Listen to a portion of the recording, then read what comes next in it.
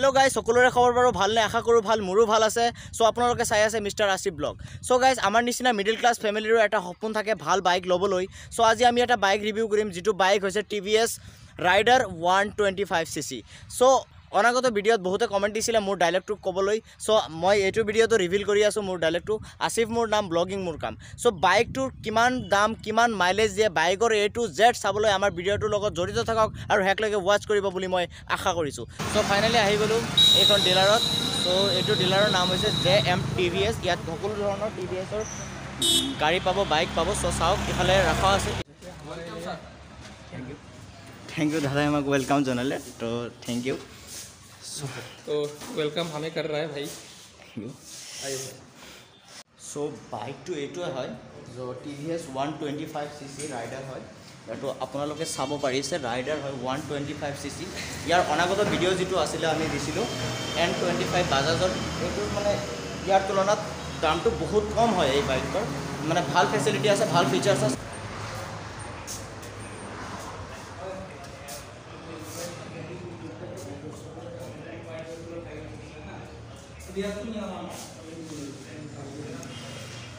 এতিয়া ফাৰ্ষ্টৰ পৰা মানে বাইকটো মানে বুজাই দিব কি কি মানে ফিচাৰ্স আছে বাইকটোৰ ভিতৰত সো বাইকটো ৰাইডাৰ 120cc হয় আপনাৰটো আপোনাৰ LED লাইট হয় আপোনাৰ এটো আপোনাৰ টায়াৰটো হ'ল আপোনাৰ টিউবলেস হয় টিউবলেস 80 বাই 100 বাই আপোনাৰ 17 হয় এটো আৰু আপোনাৰ মাইলেজ পাব আপুনি এটো আপোনাৰ 60 প্লাস পাব আপুনি 1 লিটাৰত 1 লিটাৰ আপনার ট্যাঙ্কি ক্যাপাসিটি হল আপনার এটা 10 লিটার হয় এটা ট্যাঙ্কি ক্যাপাসিটি 10 লিটার হয় আপনার আর আপনার এটো টায়ারটো হল আপনার 190 বাই 70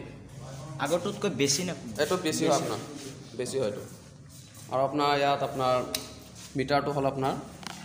এটো আপনার ইকো মোড আছে ইকো মোডটো হল আপনার কম স্পিডত আপনার ইকো মোড চলে আর টপ স্পিডত হল আপনার পাওয়ার মোডটো চলে আপনার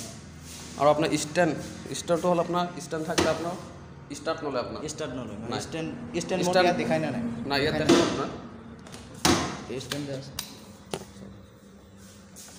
মানে সিগন্যাল দেখাবো আপনার ইয়াত স্ট্যান্ড এটো স্ট্যান্ডটো আপনার সিগন্যাল দেখাইছে আপনার এতিয়া স্ট্যান্ডটো উঠাই দিলো আপনি স্ট্যান্ডটো গল গাইস চাওক এতিয়া আগতে সিগন্যালটো আহিছিল এতিয়া নাহে স্ট্যান্ডটো উঠাই দিলে অটোমেটিক মানে ডিজিটাল মিটাৰ ইয়াত আপনার সব সিগন্যাল দি দিয়ে আপনার আপনার হেলমেটও পিন্ধিব দিব ইয়াত আপনার সব সিগন্যাল দি দিয়ে এটো হেলমেটও পিন্ধিব দিছে আপনার হেলমেট সো আৰু ইয়াতে USB কেবল যেতিয়া আপনি এটো কানেকশন লব পাৰিব বৰ্তমান এটো আপোনাৰ দিয়া নাই ইয়াত আপনি নিজে এটো লগাব পাৰিব আপোনাৰ কানেকশনটো এটো সো ইয়াতে এড কৰিব পাৰিব USB কেবল সো লাইটটো এবাৰ জ্বলাই দিব বাইকটোৰ সাউন্ডটো এবাৰ শুনাই দিব স্টাৰ্ট কৰি সো আপোনালোকে বাইকটোৰ সাউন্ডটো সো বাইকটোৰ সাউন্ড চাওক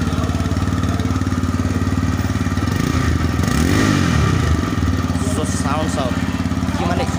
আপনার এটো সকেট জাম্পারটা আপনার মাজত হয় বেলেগ বেলেগ গাড়ি আপনার সাইডত হয় সকেট জাম্পারবিলাক এটো আপনার নিউ মডেল আপনার নিউ ফিচার দিছে আপনার গাড়িটো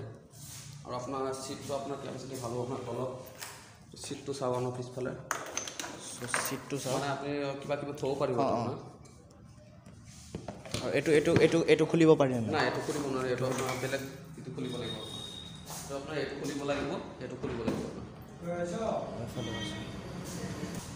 মাইলেজ আপনি 60 প্লাস পাবো এটো গাড়িটো 60 প্লাস ফার্স্ট সার্ভিসিং কিমান ফার্স্ট আমরা 3টা জব 70 মান পাবো তিনিটা সার্ভিসিং কৰিলে আপোনালোকে 70 মাইলেজ পাব লাইটিংত কেনেকুৱা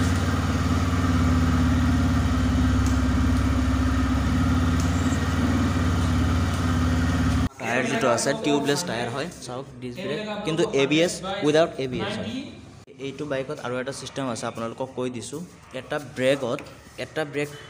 প্ৰেছ কৰি আপোনালোকে দুটা চকাৰে মানে কন্ট্ৰোল কৰিব পাৰিব এইখন ব্ৰেকেৰে আমাৰ বাইকটো সাধাৰণতে এইটো ব্ৰেক মাৰিলে অনলি পিছৰটো মানে কন্ট্ৰোল কৰে কিন্তু এইটো বাইকৰ অলপ ভিন্ন হয় সো এইটো ব্ৰেক প্ৰেছ কৰাৰ লগে লগে মানে দুটা মানে চকা কন্ট্ৰোল হৈ যায় ব্ৰেক লাগি যায় মানে সো আৰু এটা মানে ফিচাৰ্স আছে এতে সো চাওক হেডলাইট দুটা আছে এতে আৰু ইয়াতে আছে টাৰ্ন লাইট উইদাউট LED এটো LED নহয় মানে নৰমাল বাল্ব আগৰ বাইক যিবিলাকৰ ফিচাৰ্স আছিল এটো নৰমাল বাল্ব হয় দুটা আছে আৰু এই বাইকটোৰ চাবি দেখাত এনেকুৱা হয় চ' চাওক চাবিটো স্পৰ্টছ বাইকৰ নিচিনা চাবি হয় আৰু আপোনালোকক দেখাই আছোঁ ডিস্ক ব্ৰেক চ' ফাৰ্ষ্টত এইটো বাইকত ফাৰ্ষ্ট এটা ডিস্ক ব্ৰেক হয় ফ্ৰণ্টত আছে ডিস্ক ব্ৰেক চ' পিছত ডিস্ক ব্ৰেক নাই উইদাউট ডিস্ক ব্ৰেক হয় এইটো ফুয়েল ইনজেক্টৰ এটা আছে ফুয়েল কুলাৰ চিষ্টেম মানে ইয়াতে নাই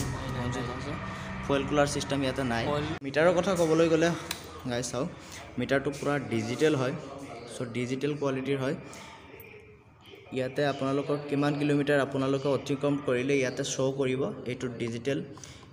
আৰু ইয়াতে এটা ভাল এলাৰ্ট দিয়ে চাওক চাবিটো অন কৰাৰ লগে লগে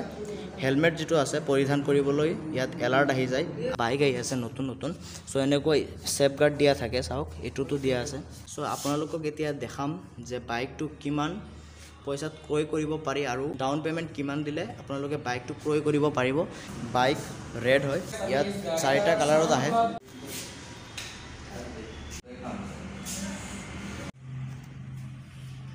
আৰু এটা কালাৰ আছে এইটো কালাৰত এভেইলেবল নাই গাইজ দাদাই ভালকৈ বুজাই দিলে আমাৰ বাইকৰ বিষয়টো দাদাক থেংক ইউ জনাইছোঁ দাদা আৰু বাইকৰ যিটো মানে ডাউন পে'মেণ্ট কিমান পইচাৰে মানে বাইকটো ক্ৰয় কৰিব পাৰি মানে আপোনাৰ গাড়ীৰ অন ৰোড প্ৰাইচ হ'ল আপোনাৰ 1,10,000 আপোনাৰ ফাইনেন্সটো হ'ব আপোনাৰ 30% দিব লাগে আপোনাৰ মানে আপোনাৰ 25% দিলে আপোনাৰ ডাউন পে'মেণ্ট হৈ যাব মানে 20% মানে কিমান মানে 20 মানে 25% 25 দিলে হৈ যাব আপোনাৰ 25 ডাউন পে'মেণ্ট দিলে হৈ যাব আপোনাৰ মানে 25,000 টকা 25,000 টকা আৰু আপোনাৰ ফাইনেন্সৰ ভিতৰত আপোনাৰ ভোটাৰ আই কাৰ্ড পান কাৰ্ড আধাৰ কাৰ্ড আৰু বেংক পাছবুক লাগিব আৰু ATM যদি আৰু থাকে আপোনাৰ ভাল হ'ব আপোনাৰ নেট বেংকিং থাকিলে আপোনাৰ ইণ্টাৰেষ্টটো কম আহে আপোনাৰ আৰু আপোনাৰ যিমান ডাউন পে'মেণ্ট বেছি দিব সিমান আপোনাৰ কাষ্টমাৰৰ কাৰণে ভাল হ'ব আপোনাৰ মানে ইণ্টাৰেষ্টটো কম আহিব আপোনাৰ কিস্তিও কম আহিব মানে ডাউন পে'মেণ্ট অলপ কম দিলে মানে লোনটো বাঢ়ি যায় আপোনাৰ সেইকাৰণে আপোনাৰ কিস্তিটো অলপ বেছি আহে আপোনাৰ ইণ্টাৰেষ্টটো অলপ বেছি আহে মানে গাইজ মানে এইটো বাইক আপোনালোকে ক্ৰয় কৰিবলৈ হ'লে 25,000 টকা ডাউন পে'মেণ্ট দি আপোনালোকে বাইকটো ক্ৰয় কৰিব পাৰে আপোনালোকৰ তাত যদি বহুত কম পইচা আছে তেনেহ'লে বাইকটো ক্ৰয় কৰিব পাৰে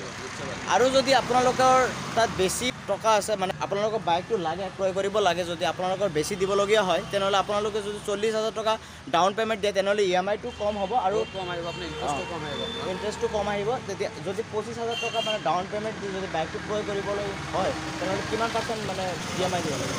মানে আপোনাৰ 25 ডাউন পে'মেণ্ট দিলে আপোনাৰ ধৰক আপোনাৰ মানে আপোনাৰ 3 বছৰ যদি কিস্তি কৰে আপোনাৰ কমচে কম আপোনাৰ 3,000 ভিতৰত আহিব আপোনাৰ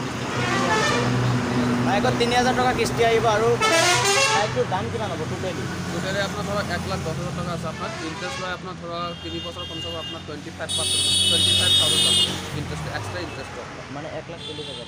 1,40,000 1,35,000 মান যাব 1,35,000 যদি আপোনালোকে 25,000 টকা ডাউন পে'মেণ্ট দি যদি বাইকটো ক্ৰয় কৰে তেনেহ'লে আপোনালোকৰ মাহেকত কিস্তি আহিব 3,000 টকা আৰু বাইকটোৰ প্ৰাইচ গৈ হ'ব 1,35,000 টকা চ' দাদাক বহুত আমাক বুজালে চ' দাদাক বহুত থেংক ইউ জনাইছোঁ